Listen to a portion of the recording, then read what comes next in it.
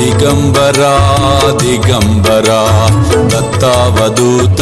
తన తల్లిదండ్రులకు ముమ్మారు ప్రదక్షిణం చేసి వారి అనుజ్ఞ తీసుకొని వెంటనే సన్యసించారు స్వామి.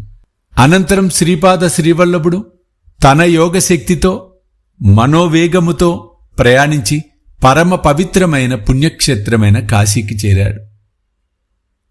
స్వామి అచ్చట అజ్ఞాతంగా కొంతకాలం సాధన గావించి నరనారాయణుల యొక్క తపోభూమి అయిన బదరికాశ్రమాన్ని చేరి అనేక సంవత్సరములచ్చట దీర్ఘ తపస్సు చేశారు.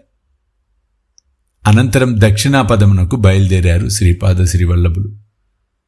శివుని ఆత్మలింగము శ్రీ గణేశునిచే ప్రతిష్ఠ గావింపబడిన చోట అరేబియా సముద్ర తీరంలో ఉత్తర కర్ణాటకలోని గోకర్ణ క్షేత్రాన్ని చేరారు స్వామి. అచ్చట 3 సంవత్సరములు ఉండి అచ్చటి జనులకు తమ దివ్యమైన లీలలను చూపించి వారికి యోగ మార్గాలను ప్రబోధించి తమ ధర్మ ప్రచారాన్ని ప్రారంభించారు. అక్కడి నుంచి స్వామి అనేక గ్రామాలలో ప్రబోధం చేస్తూ శృంగేరి చేరి శారదాదేవిని దర్శించి అచ్చట కొంతకాలం అనుష్ఠానం చేసుకొని ప్రజలకు ధర్మబోధన చేసి అచ్చటి నుండి శ్రీశైల క్షేత్రం చేరారు. శ్రీశైలంలో స్వామి 4 నెలలు ఉన్నారు. అనంతరం కర్ణాటక, ఆంధ్ర రాష్ట్రాల సరిహద్దులో ఉన్న కృష్ణానది, భీమా నదుల సంగమం, దీన్నే నివృత్తి సంగమం అంటాం, అక్కడ స్నానం ఆచరించి కృష్ణానది మధ్య లంకగా ఉన్న కురువపురం అనే ప్రదేశం చేరి దానిని తమ తపోభూమిగా చేసుకున్నారు. మక్తల్ మండలం కురువపురం మన అదృష్టం. మనకు మహబూబ్ నగర్కి దగ్గర అతి చేరువలో ఉన్నటువంటి క్షేత్రం. అక్కడ స్వామి అనేక దివ్యమైన లీలలు ప్రదర్శించారు. తాము దత్తావతారమని జనులకు పరోక్షంగా ప్రత్యక్షంగా స్వప్న దర్శనం ద్వారా తెలియజేశారు. అక్కడ శ్రీవారిని కలియుగ అవతారంగా భక్తులందరూ గుర్తించారు. అది అదృష్టం, పూర్వజన్మ సుకృతం. మరి గురువుని గుర్తించటం అంటే సాక్షాత్తు దత్తుడే ఈ రూపంలో వచ్చారని అందరూ విశ్వసించి స్వామిని పూజించటం ప్రారంభించారు. శ్రీపాద శ్రీవల్లభులు కూడా భక్తుల యొక్క మనోభిష్టాలన్నీ నెరవేరుస్తూ ఉన్నారు, నెరవేరుస్తూనే ఉంటారు.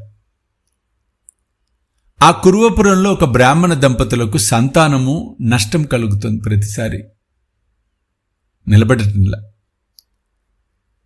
చివరికి వారికేమో ఒక కుమారుడు జన్మించాడు. కానీ అతడు లోపాలతో జన్మించటం అనేది జరిగింది. ఆ లోపం ఏమిటి? స్వచ్ఛమైన వాక్కు లేదు ఆయనకి. ఆ పిల్లవాడికి సరైనటువంటి మాట లేదు, ఉచ్చారణ. ఉపనయనమైన పిదపు కూడా తండ్రి పలికిన మంత్రాలను, గాయత్రి మంత్రాన్ని పాపం జపించలేకపోయాడు, పలకలేకపోయాడు. అతని వల్ల కావట్లా. తండ్రి శిక్షిస్తున్నాడు, నువ్వు సరిగ్గా చెప్పట్లేదు, సరిగ్గా చెప్పకపోతే పాపం తగులుతుంది, సరిగ్గా పలుకు.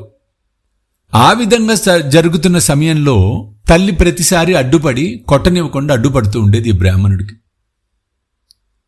ఇది నిత్యము జరుగుతూ ఉంది. కొంతకాలం అయింది, కాలం గడిచిపోతూ ఉంటుంది కదండి. ఎంతసేపు కాలం గడవటం. అనుకోని పరిస్థితుల్లో ఆ బ్రాహ్మణుడు మరణించటం అనేది జరిగింది.